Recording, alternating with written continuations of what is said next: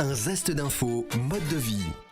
Rubrique psychosexo dans un zeste d'info avec Charlotte Brich, notre journaliste stagiaire de l'ISCPA, l'Institut supérieur des médias de Paris. Aujourd'hui, on s'intéressera à la précocité sexuelle. En effet, Romain, avoir une sexualité épanouie et être heureux dans son couple, cela contribue indéniablement à se sentir bien dans sa vie. Alors Charlotte, quand l'homme souffre d'éjaculation précoce et qu'il ne satisfait pas sa partenaire, des tensions peuvent s'installer. En effet, il faut savoir que la précocité sexuelle touche entre 20 et 30% des hommes. On parle d'éjaculateur précoce lorsqu'un homme n'est pas capable de contrôler son éjaculation. Concernant les causes, elles peuvent être multiples. Mauvaises habitudes de masturbation, anxiété, ou encore stress et forte émotion intense lors des rapports sexuels. Alors imaginons la situation suivante, je suis un peu précoce, mais alors comment est-ce que je peux surmonter cette difficulté ? C'est la question que nous avons posée à Laurence Sirois, psychosexologue. Alors, quand on dit un peu précoce, c'est ça la question, qu'est-ce que c'est la précocité ? Moi, je parle beaucoup d'éjaculation prématurée, c'est-à-dire à un moment où je ne le souhaite pas. Voilà, ça arrive trop vite et j'aurais voulu un petit peu plus longtemps. Alors attention, le un peu plus longtemps, au bout de 10 minutes, c'est pas de la prématurité ou de la précocité ou de la rapidité.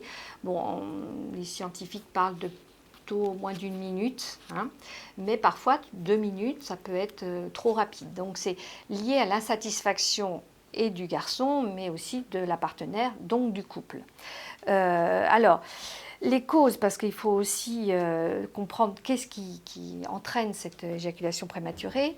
D'abord, il faut quand même dire que naturellement, l'homme est rapide, puisque la sexualité, ça sert qu'à une chose en vérité, c'est de se reproduire, et encore, tout le monde ne se reproduit pas. Donc on n'a pas besoin de batifoler pendant 3/4 d'heure, quelques secondes suffisent. Seulement si justement on veut avoir du plaisir et prendre son temps et avoir beaucoup de satisfaction dans cette relation, il faut que ça dure un petit peu plus que quelques secondes.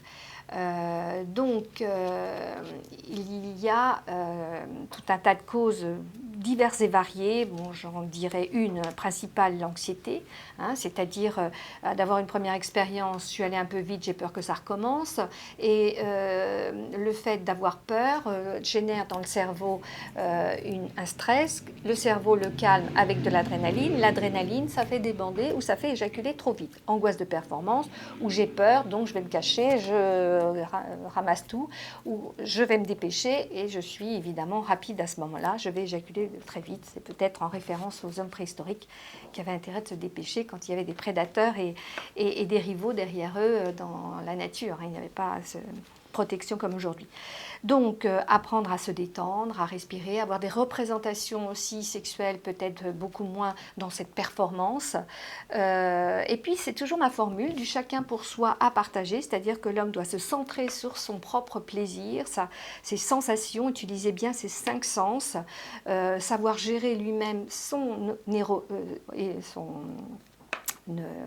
érotisme et le partager avec l'autre. Il s'occupe beaucoup aussi du plaisir de sa partenaire.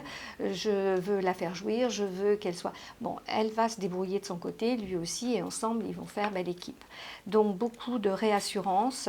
Et puis, si ça perdure, de consulter. C'est très important et d'en parler. Les hommes, souvent, ont honte et c'est bien dommage parce que ça peut générer des gros troubles pour eux et dans leur relation aux femmes ou aux hommes dans leur vie sexuelle.